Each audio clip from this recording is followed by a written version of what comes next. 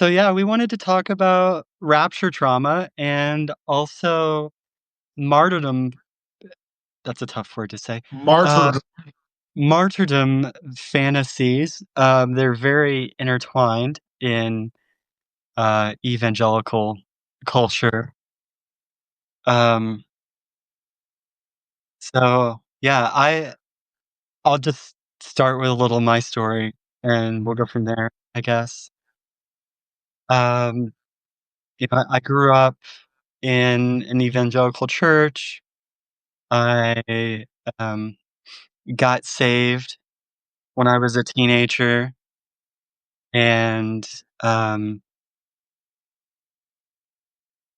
that was in the late '90s, and so there was already this, like, huge thing in evangelical culture about the rapture, and we'd already missed a few predictions, um, and the importance of being on fire for Jesus and being, um, bold about your faith, um, because that's what God would look for.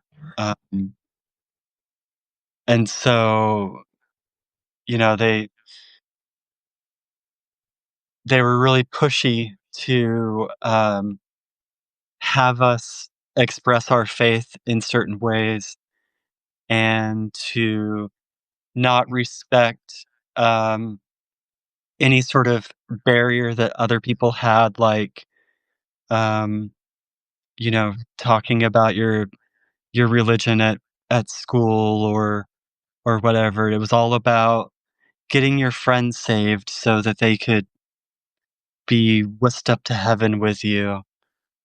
Um, and then, like, Columbine happened in 1999, Uh, and there were those stories coming out of that of saying that certain victims of that event were um, pew-pewed because they're Christian faith. And that was, like, another thing hung over our heads that, like, if somebody put a gun in your face and told you to renounce Jesus, would you? And yeah. It was a lot of pressure from church leaders to get it right about the rapture and about, um, being willing to be a martyr. And, so I think that they gave a lot of us young Christians a hell of a lot of anxiety because we were, taught to be afraid of saying no to Jesus, and we were taught to be afraid that, when, the second coming comes and the rapture and, um, the trumpet blows and it will be like a thief in the night and you have to be ready. You have to be ready all the time. And so you have to be self-conscious about, all of your supposed sins. And so, if you, um, were a teenager and you were horny and, like, exploring your sexuality any any kind of way, then, like, that put you at risk that you would be left behind.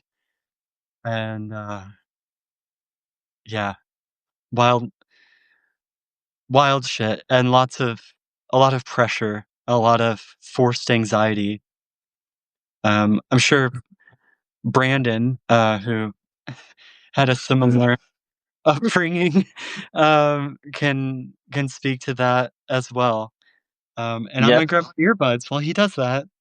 Oh, yes, I recognize everything that you're saying. I remember the whole Columbine thing and I think there was a particular girl who was killed because she didn't renounce her faith or whatever. She was, from what I heard.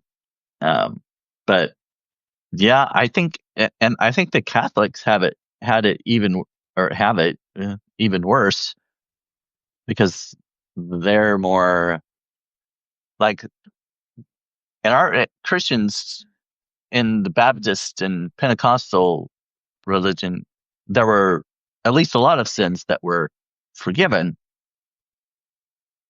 but like with a lot of Catholics, they had to go and uh, confess their sins before a priest before they Yeah. were forgiven. And so if they hadn't done that between the time that they sinned and the time that they died, then that would be Yeah. a bad deal.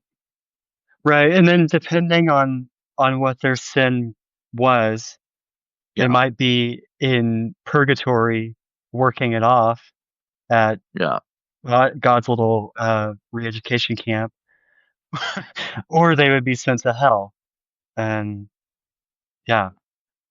yeah. I think there's a